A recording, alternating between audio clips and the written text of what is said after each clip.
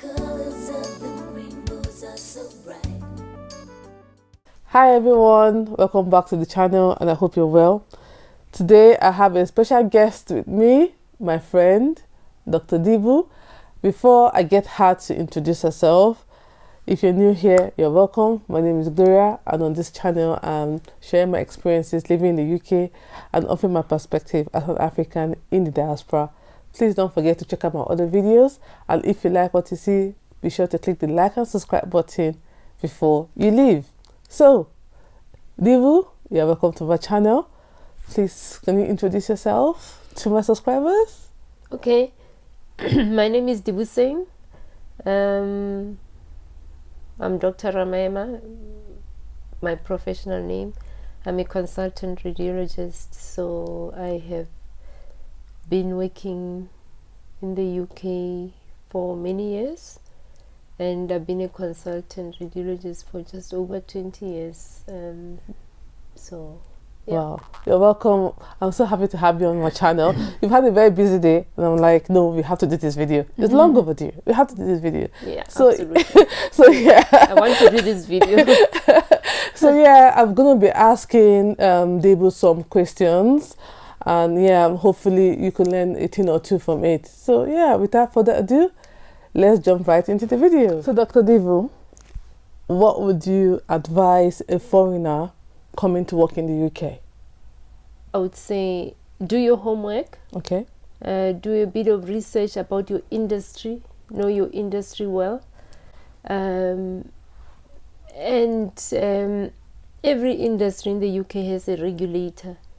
Know who your regulator is. Go to their website. They all have websites, and try to at least familiarize with the requirements for your job, and things that will help you to stay in the job, because you will have things like appraisals and all that. So be prepared to work hard, be diligent. You can't slack around here.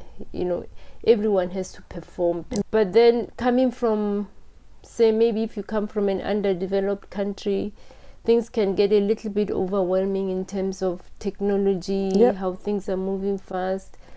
So when you arrive, ask for a mentor. It's very important.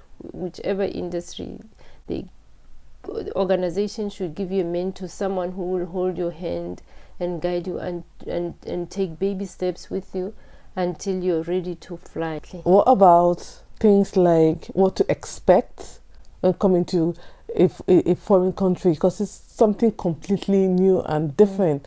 You know, I was fortunate that, you know, my husband was there to show me and tell me a lot of things. I would have struggled. Even with him, I still did struggle a little bit, but I'm just imagining not even having him at all, and I've just moved to this country without anyone to tell me, okay, this is a funny joke, or this is not a funny joke, or this is how, you know, this is when you should laugh, and this is when, you know what I mean, you know. So from your own perspective, I would like to know those things that you would like want to tell South Africans coming to the UK, for examples. What is it that is like, okay, beware about this, don't expect to come and see your delicacy here. It's not here. Yeah, you know, things like that. I think things like that, you know, the small things you'll obviously learn as you get into the culture. You cannot, you know, there are too many things to be like mentioning them individually. The soft skills you will learn as you become part of the team. And believe you me, it's very easy to, well, not very easy, but it is doable. It's easy to integrate. If you work hard, people will, you know, will be more kind and assist you. That's right. And that's where the mentor, that's why I mentioned the mentor, that you should also have a mentor. So yeah, the silly jokes, the things you shouldn't say, that's passive learning. You will learn as you go along, that, oh God, I can't say that, I can't say this. Yeah, true. Yeah, it's not something that anyone can teach you. It's something that you have to learn. yourself. Yourself. When you are here. When you're already here. Yeah, Okay. Yeah. Okay. That's. Yeah. But there are some funny things, like you say, the British ones. Like, for example, you know, when I first came here, they would say they're going for dinner, and I'm like, dinner? It's like 12 midday, and you say you're going for dinner. I know that and really confused for me me, as well. dinner is in the evening. Yes. So I'm so confused. So why is it? Then in the evening they say they're going for tea. I'm like, okay, now I'm really finished. Like, why do you say you're going for tea? I felt the same way. I felt the same way. I couldn't just understand it. Oh, I'm going to have my dinner. No. Well, Dinner? Then tea in the evening. I know. So like you say, Yeah. these are the things that obviously Yeah. you learn when you're Yeah. here. You know, I don't think there's like a script. Exactly. There isn't That's what really I'm a saying. script, but it would be helpful if there was someone you know. But that's why it's always good to like maybe move closer to communities that are like you or that can understand you, so that you can learn quickly. Because coming to a really strange country, a strange land, can be very daunting. It is daunting. It's a learning curve, but you have to dedicate. But it's a learning curve. Yeah. When I came here in 2001, I was alone. I didn't know anyone in the whole country. In the whole country? Yes, I didn't know anybody. I was alone. I just came here to Wow. work. And I'd never been to England Since before. 2001. So that's why I'm saying some of the things you learn as you go along, that, oh, okay, this means, oh, this is how we do it. And you just become part of the team. Oh, that's interesting. So, Yes. yeah. Right. My second question is, what are your thoughts about the brain drain currently going on in Africa? I don't want to say South Africa, because it's also happening in Yes, Nigeria and most absolutely. African countries. What do you have to say about that? Okay, so it's not a nice thing, It's not. first and foremost, because Africa needs its children, right? And I think we all love the countries where we were born. It's natural. Your birth country is like the best. We all want to stay at home wherever we are.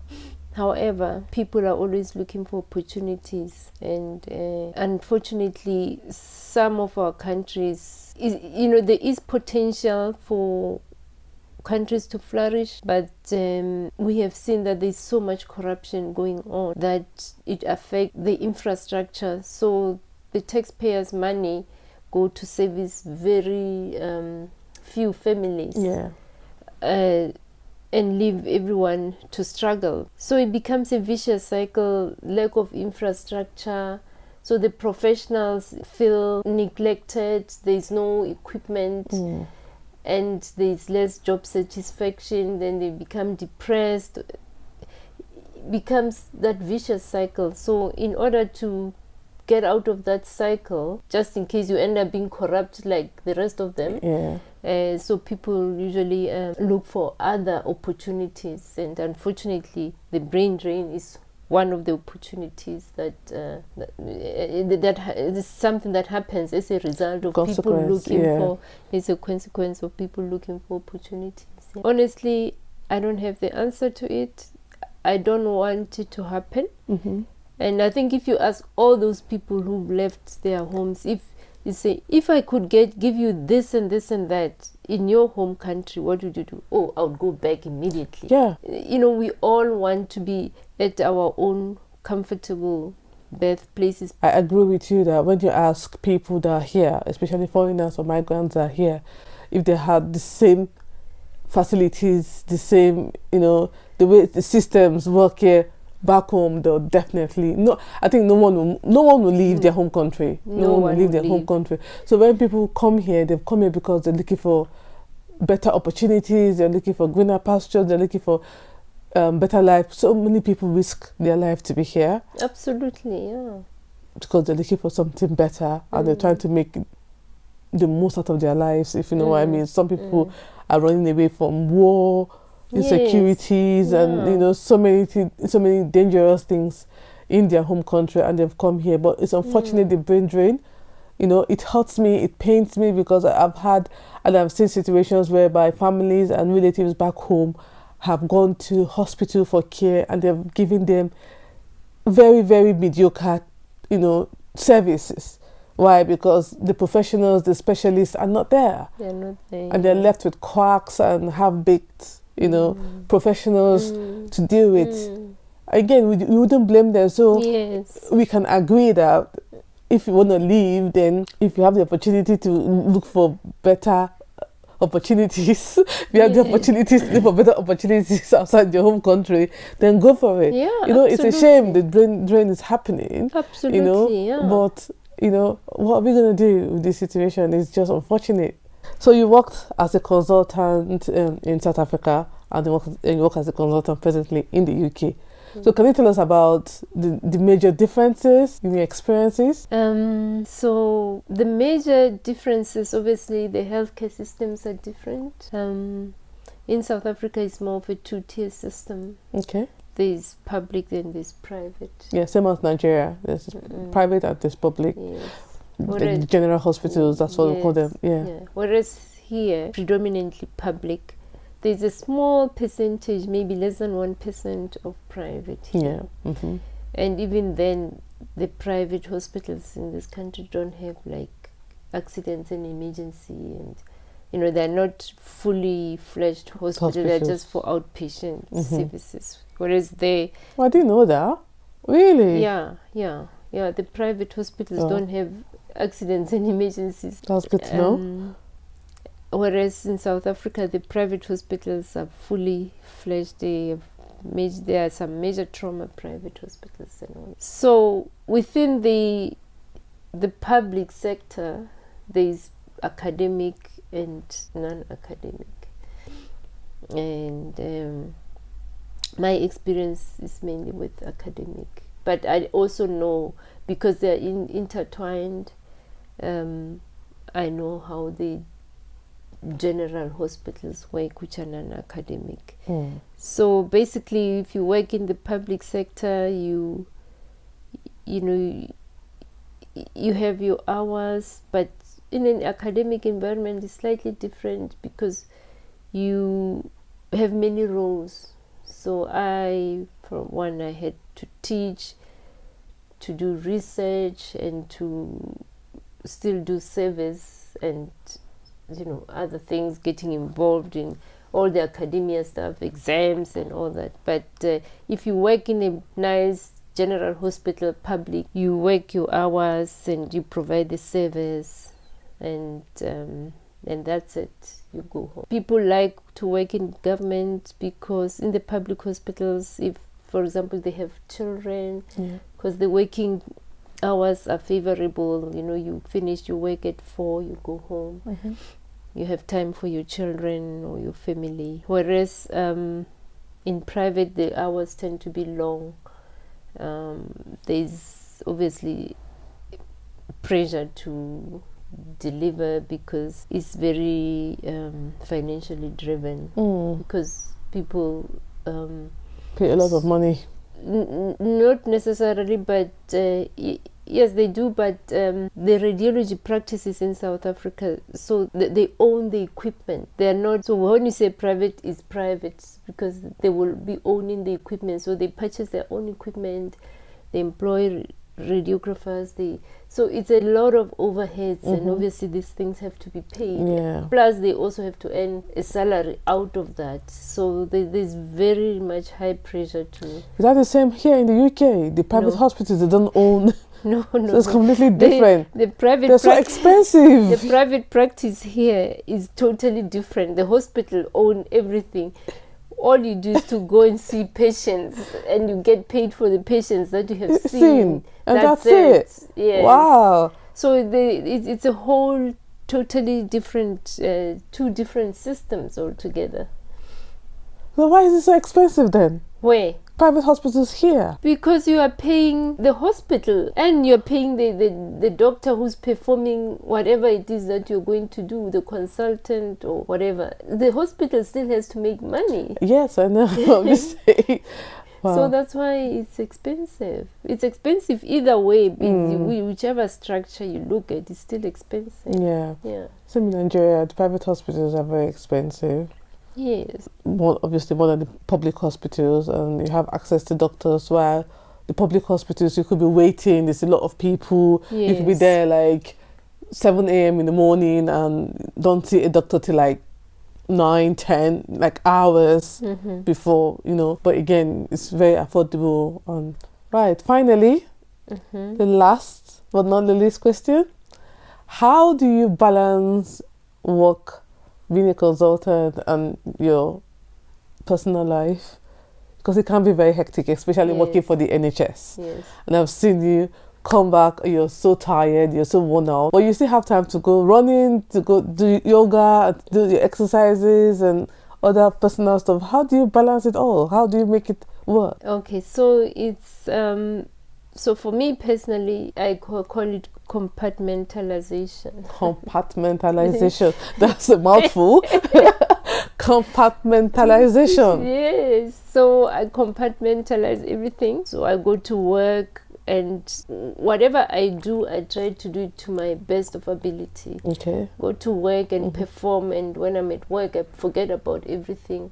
Focus, be productive, and make an impact at your work area. And when you close that door, you go out and you do other things. So for example, if I want to go to gym, I would put my gym bag in the car, in the boot, so after work I can stop at gym and do my workout, shower before I come home. Once you're at home, do the home things, live in the moment, you know, focus on whatever you are doing at that particular moment. Home things, you know, either you cook or you eat with your family, you watch a bit of Netflix. If you haven't been to gym, whatever, you can maybe 30 minutes of yoga and meditation, whatever you want to do. So that mostly during the week and weekend. So involve your family, because during the week is very individualized type of lifestyle. At weekends, try to involve more of your family. So we do like a lot of hiking, something you can do together, maybe go to the movies. Wow. So, I like that. you know, so have your own space, but also have space for the people around you, you know, see friends. And it has worked fine for me doing that. Yeah, I can see over it the works fine for you. And I admire that a lot. And I'm like, how do you do it? Being a consultant is no easy job. Like, No, it's not. as soon as you step in, it's all full on till Full you on, leave. Yes. When I come home, all I want to do is put my feet up and just watch TV. Not thinking about going to any gym. Yeah, but you will. It's all. It needs a lot of mental Yeah. training and determination. That no, this is, I have to do this. I have to do that, and it doesn't become a chore. It becomes part of your lifestyle, basically. You know, I don't feel like when I go to gym, I don't feel like it's a chore. I feel like, God, I need an hour where I can focus on myself as a person, reward this body that works so hard for me. If I don't work hard for it, it's gonna give up on me. Yeah. So that's my Right. I think that last line is very key. If you don't work hard for your body is gonna give up on you. So if there's nothing you've taken from this conversation today, please take away this. If you don't work hard for your body, Dr. Dibu says your body is gonna give up on you. So work hard for your body. Thank you so much for having this time with me and coming onto my channel. And just let you guys know that Dr. Dibu, I like to call her Dr. Dibu because I'm teasing her, has her own channel. I'm going to leave the link in the description box. Please do check it out. She's going to be teaching, you know, people, registrars, and anyone that wants to know about, you know, life in the UK, what to do to become a radiologist. No, if they want to come and work in the UK. What to do if you want to come and work in the UK, log on to that link and, you know, keep posted for her videos as she posts them, and, you know, subscribe to her channel as well, support her. And yeah, I hope you enjoyed watching today's video. If you have any questions, please leave them in the comment section and I'll do well to pass them to Dibu to answer them. And if I can, I will try my best and answer them. And as usual, don't forget to give this video a thumbs up, like and subscribe, and I'll see you in my next one. Bye. Bye.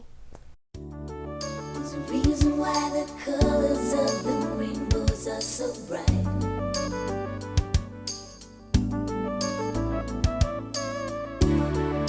Times like a million.